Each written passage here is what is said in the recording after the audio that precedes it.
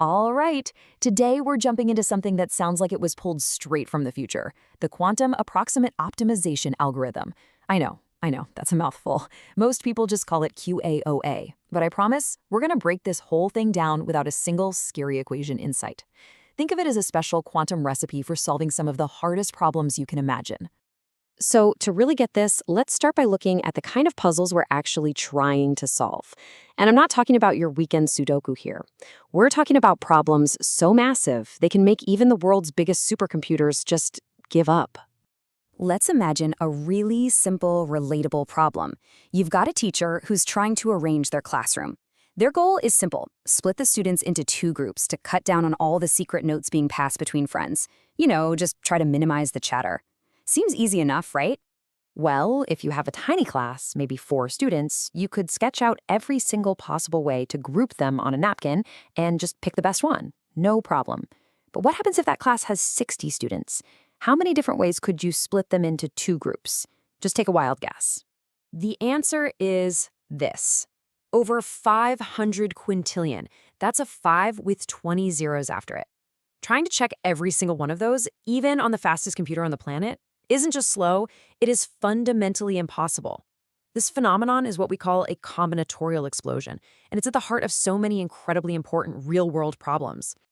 So when you're faced with an impossibly huge haystack of possibilities, trying to find that one tiny needle of a perfect solution, well, you need a whole new strategy. You don't need a faster horse, you need a spaceship. And that brings us to our new quantum recipe, QAOA. Okay, so what on earth is QAOA? Well, it's a hybrid algorithm. That means it's a team effort, using both a quantum computer and a regular classical computer together. And you've got to pay attention to that middle word, approximate. This is key. QAOA isn't designed to grind away for years to find the single capital P perfect answer. Instead, its whole purpose is to find a really, really good answer, and to find it fast. It's all about trading a little bit of perfection for a whole lot of practicality. Honestly, the best way to wrap your head around this is with an analogy. Think of QAOA as a quantum baker. The quantum computer is in the kitchen, and it bakes a loaf of bread. That's our potential solution. It uses a certain recipe, like oven temperature and baking time. Then the classical computer comes in, tastes the loaf, and gives feedback. It might say, this is pretty good, but let's try tweaking the temperature just a bit for the next one. All right, so let's peek behind the curtain of this quantum bakery. It really is a fascinating back and forth, a kind of dance between the quantum processor and its classical partner, where each one has a super important job to do. Now, inside the quantum part of the recipe, there are 2 key ingredients. First, you have what's called the problem operator. Just think of this as the taste test. It looks at a solution and gives it a score based on our rules. For the classroom puzzle, it's just counting how many notes are getting passed. A low score is a good score. Then you have the mixer operator. This is like the secret ingredient. Its job is to shake things up, to explore totally different combinations. This is crucial because it stops our baker from just getting stuck in a rut, making the same mediocre loaf again and again. And this brings the whole loop together beautifully. The quantum computer starts with a kind of magic trick called superposition. It basically holds all 500 quintillion classroom arrangements in its memory at the exact same time. Then it applies the taste test and the secret ingredient to that whole mix. It takes a measurement to pull out one candidate solution.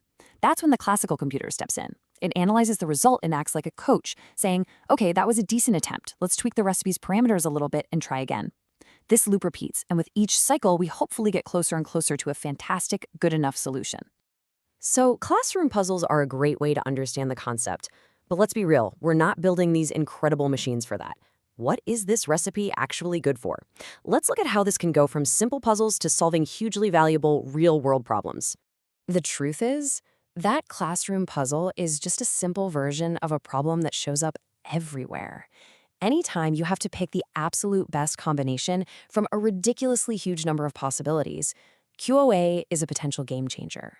Take finance, for example. It can help build better investment portfolios by balancing risk and reward across thousands of different stocks. Or think about logistics, finding the most efficient routes for an entire fleet of delivery trucks to save time and fuel. Or even in manufacturing, scheduling jobs on different machines to maximize output.